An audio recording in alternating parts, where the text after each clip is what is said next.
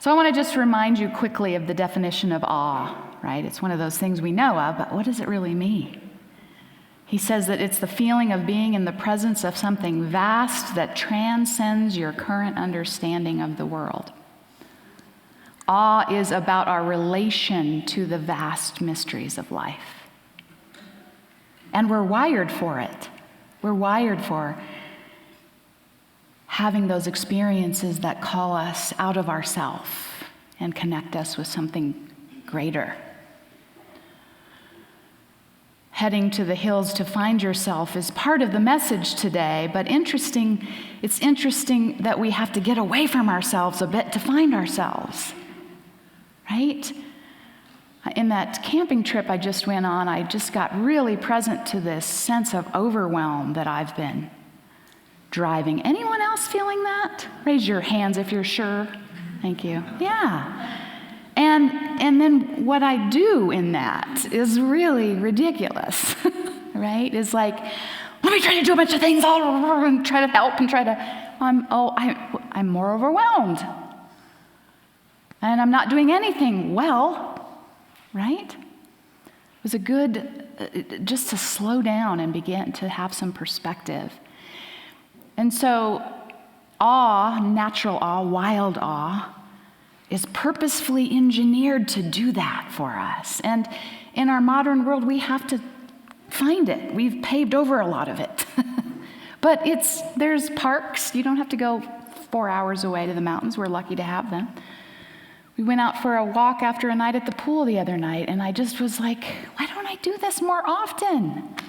Because I'm overwhelmed. But there are tools that we know, right? Get in nature. Take some time in meditation. Do your yoga. All those things go out the window when you're overwhelmed. Because to start with, you have to just be with the overwhelm. And everything in me wants to get away from it, right? Because then comes the story of, why are you so overwhelmed? You suck, right? Somehow, you're not doing things right. That doesn't help the overwhelm. So what this book and what this experience as I was living it in nature, I could see that wild awe, as he says, reveals our collective selves, right? We have all experienced that. We've all, for eons, looked into the star-filled sky for inspiration, for hope, for guidance, yes? And so we're like tapping into our ancestral wisdom, and it reflects back to us what we need to hear. You're not going to hear what I hear. You don't want to hear what I hear. I probably don't want to hear what it wouldn't make sense to me in the context of my life, but we hear what we need to hear. We see through that sense of a collective experience. He also, in his studies, has led him to the conclusion that experiences of wild awe also lead us to more easily consider the gaps in our own knowledge and understanding, which is hard to see when you're, right? We get a little perspective and we say, oh, maybe I don't know everything. Maybe there is something I'm missing here. We have a little spaciousness to consider. In the vastness of the universe, could it be that maybe I don't know everything?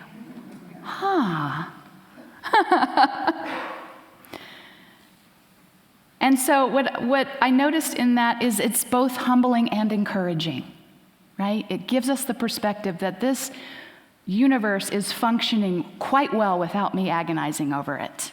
Doesn't even really know about my overwhelm. And yet, I have access to its power, to its wisdom, as an expression of divine intelligence itself. I can be tapping into that more fully to meet whatever I am experiencing. So the answer is get outdoors today. That's the answer, to experience more of the wild awe. The studies that Dacher and his colleagues have embarked upon seem to reveal that experiences of wild awe are actually a biological need, and I would say a spiritual need as well. They work together in a magnificent way to support life, our biology, our physiology, our psychology. There's no separation. It is all an expression of divine intelligence. And every aspect of creation is supporting us to know that.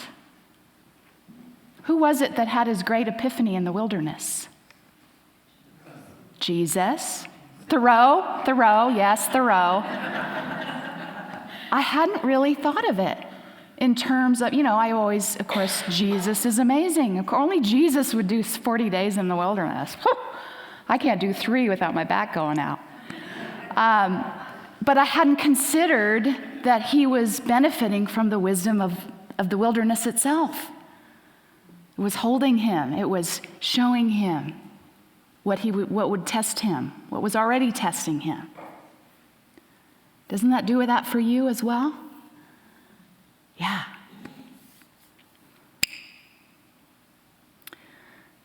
So that infamous story where for 40 days, mostly he was being tempted by Satan. Now listen to the metaphysical meaning of Satan or the devil. As Unity co-founder Charles Fillmore states, Satan is a state of mind formed by our personal ideas of our personal power and completeness and sufficiency apart from God. So when we think, got it.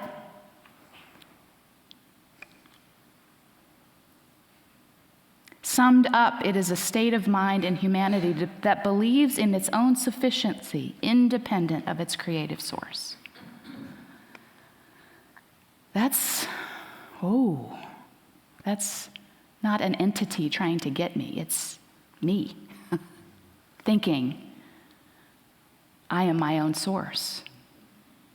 Talk about being overwhelmed. That means I got to figure all this out. That's part of my overwhelm. I'll share that with you. I've got to figure all this out. How am I going to figure all this out? I can't figure all this out.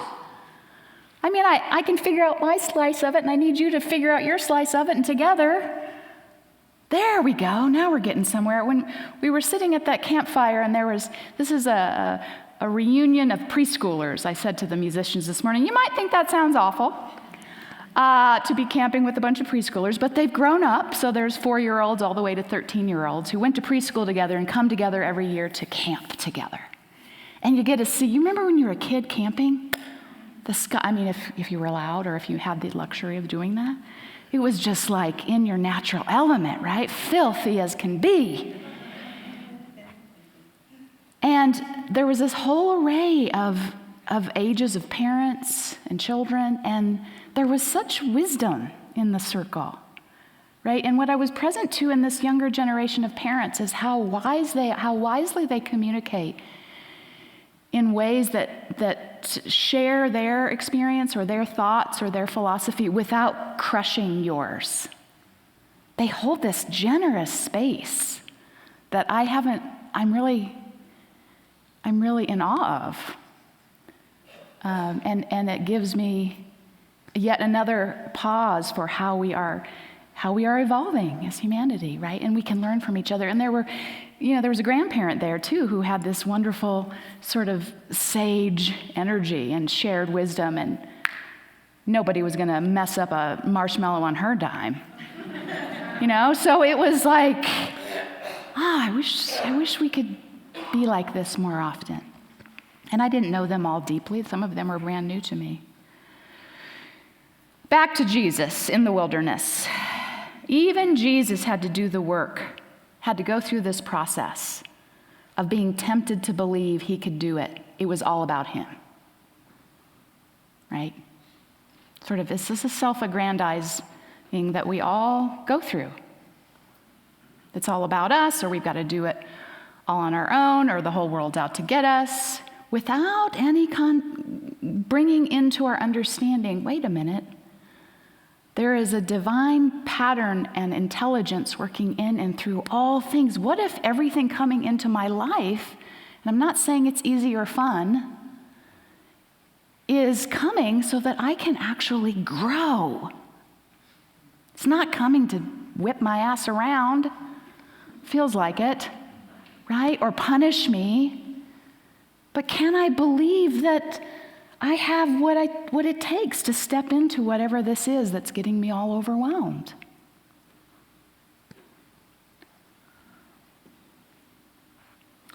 So Jesus said yes to that, and he emerged from those 40 days with that infamous conclusion that the kingdom of God is here now. It's not coming. It's not out there. It's here now, among you, within you, between you, as you. How do we live into that? Many are saying this shift that we're feeling is one into a spiritual paradigm. We've been talking about it for a long time. How do we live? How do we create community and systems and all of that from that knowing? I know then we get into the argument of who's God. None of that matters. It's pointing to truth. It's pointing to the greater understanding of who and what we are. And all that we have access to, the rivers and the streams and the mountains are there to say, I know. You're more than you think. You're more than you think. But you only will know that when you know who you are and who you belong to. Among you all. With you all.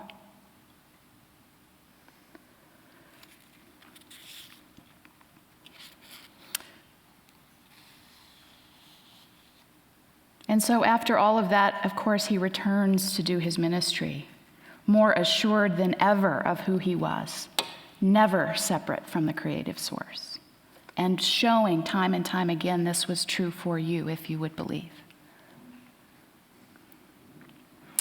I came across this quote that it's from, get this, it's from Marcus Aurelius, a Roman emperor, long time ago. When I said, I think the time is now to start actually moving into action. He says this, think of your years of delaying. Think of how the gods have repeatedly granted you further periods of grace. It is time now to realize the nature of the universe to which you belong and of the power whose offspring you are. Use this time to advance your enlightenment. Now, we are not all going to be Rousseaus, but you advance your enlightenment, it expands your life, it transforms your life now.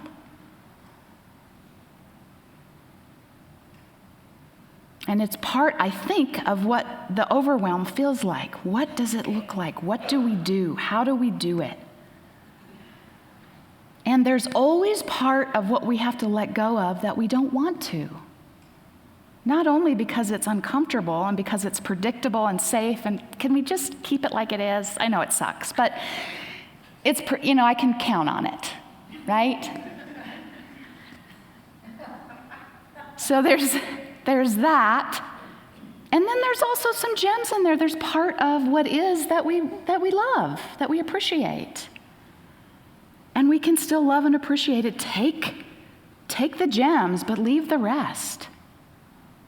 I mean, that's kind of what I heard in Rousseau. Some of the things we've done to create civilization have stifled us and have actually covered over our natural intuition, our natural moral compass, if you will.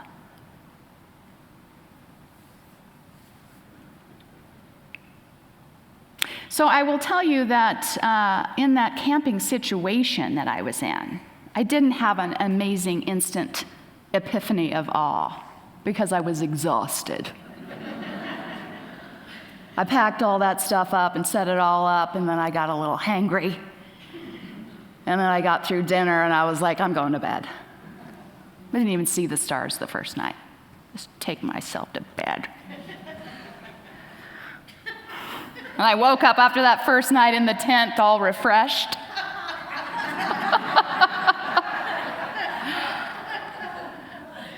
and got into the nature that day and saw more of the kids and their families arriving. And lo and behold, I stayed up through the night as the stars started to come out. Thank God I did, because one of the youngest campers, 5 years old, Amelia, I think this was her second time camping. Her first time was the year before at this reunion. And her sweet dad, who's not like Mr. Fit, Mr. Athletic guy, he was really intimidated by camping. And he welled up with tears the last night to thank everybody for welcoming him, for helping him know how to stoke the fire. And like, it was really sweet and beautiful. And he will never miss another year, he said. It's like, well, this is the best thing ever. And so Amelia, now 1 year older, after she's all gummed up on s'mores, she's walking around and looks up, and I kid you not, says, OMG! There are so many stars! I mean, we all caught it, like, right? And in that moment, how she understood the world just got bigger. And then she said, Miss Heidi, what even is a star? Which, thank God, she knew how to explain it in 5-year-old language. But in that moment, there it was, that lesson of Jesus. Become like the little children. Tell me about life. What is it? What is it even?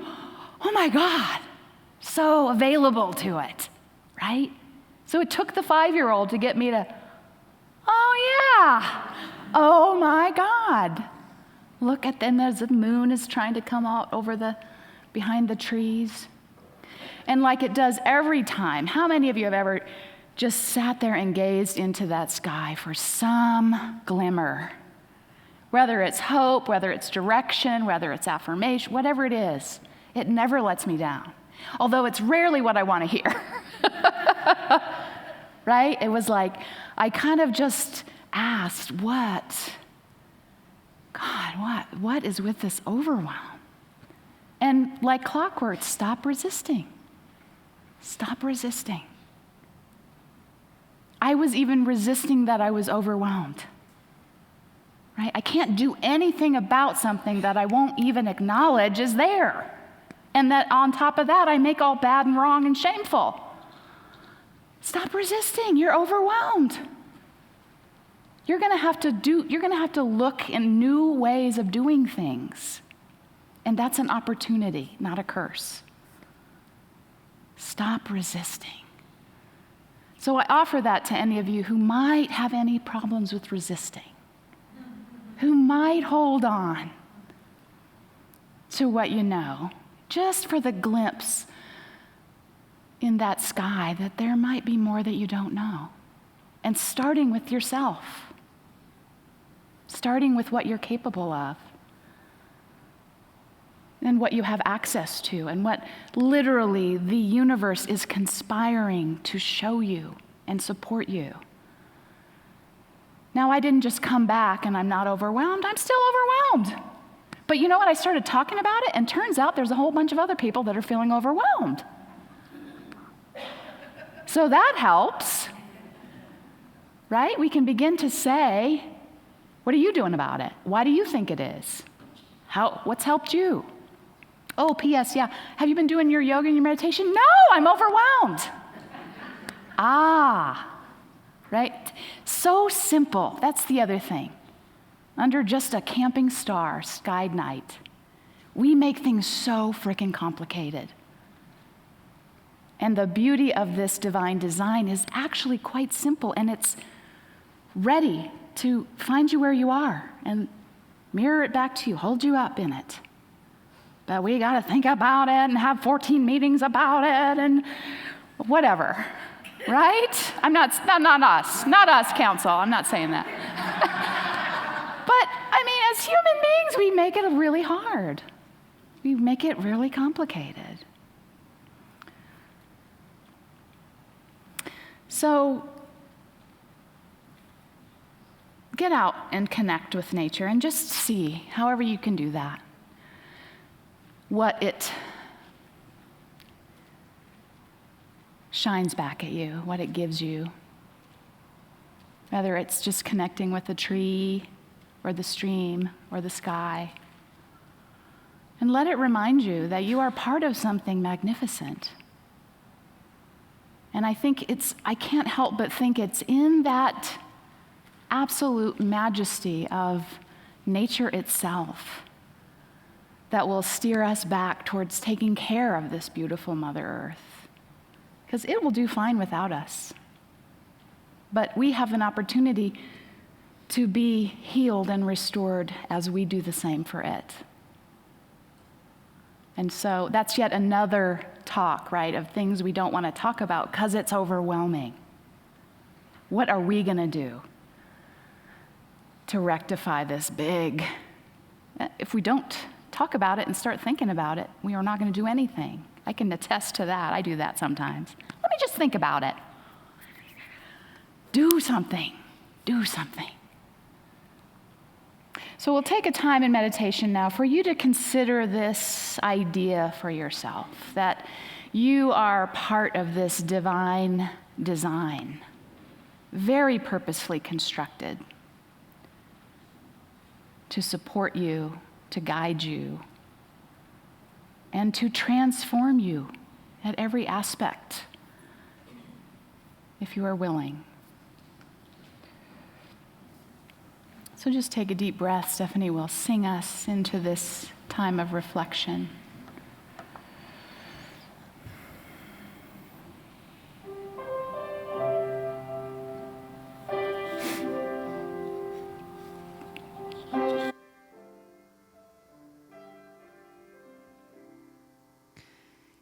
I feel the Spirit moving in me.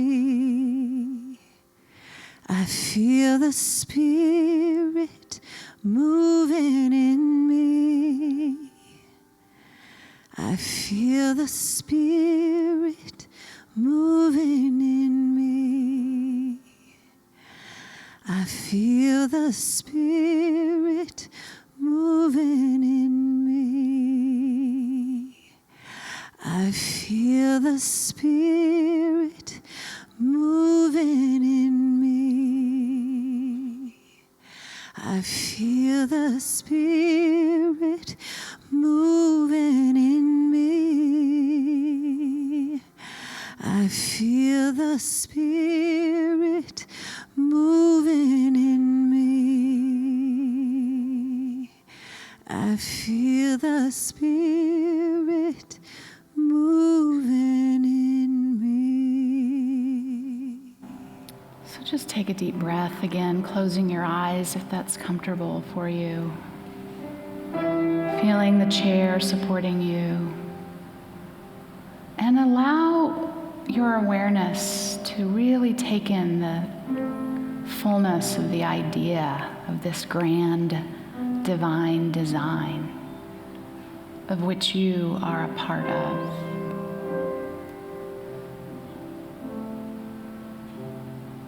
We realize that we are just the tiniest piece of this cosmos. It offers us some perspective. How big are we making ourselves for our issues?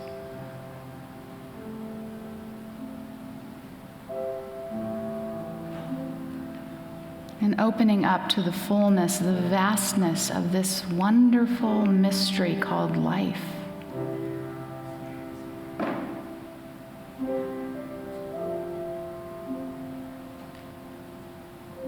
Allow yourself for this moment to trust it, to trust the wonder of this mystery as you trust in God itself.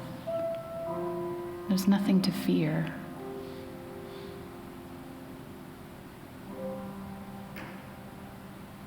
To breathe in the power of that wonder and mystery as the fuel for your journey here on earth.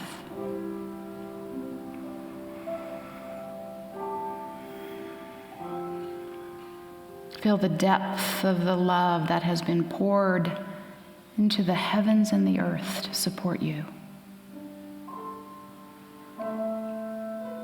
Open your heart and mind to receive that now. That bounty of divine love. seeking to work through all aspects of your life.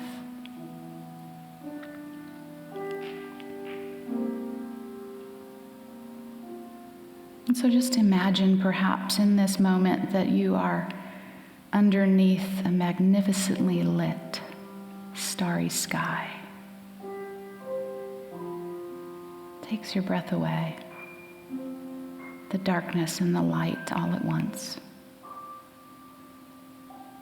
The light of the moon reflecting back to you.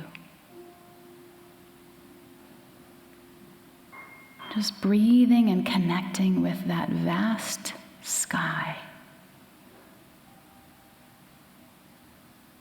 Consider what you might be missing or perhaps resisting. What you might be clinging to. That the vastness of that sky shows you might be confining you.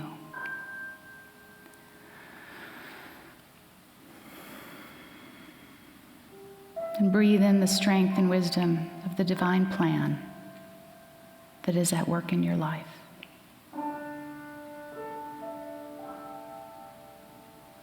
And in our collective life.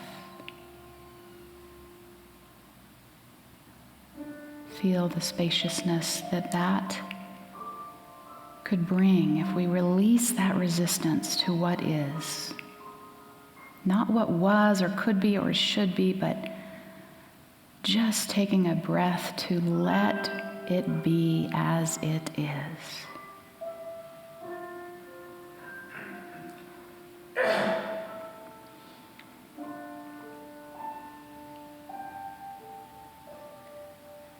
And now claim the truth that overarches all of this, that the kingdom of God is here. Divine intelligence is among you. The wisdom, the order, the love, the strength, the understanding of spirit is here. Call upon it. Trust it to meet you and guide you.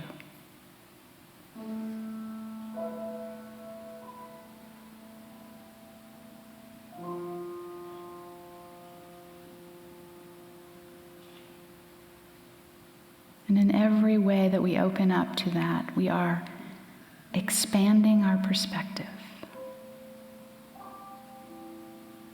of what's possible for us and each other.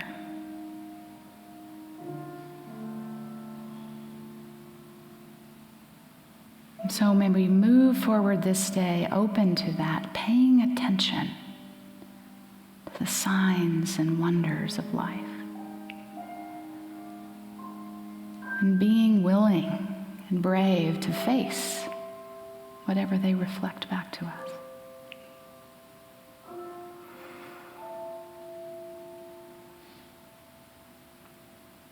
So for our ability to tap into this wherever we are grateful. And we let it be. And so it is.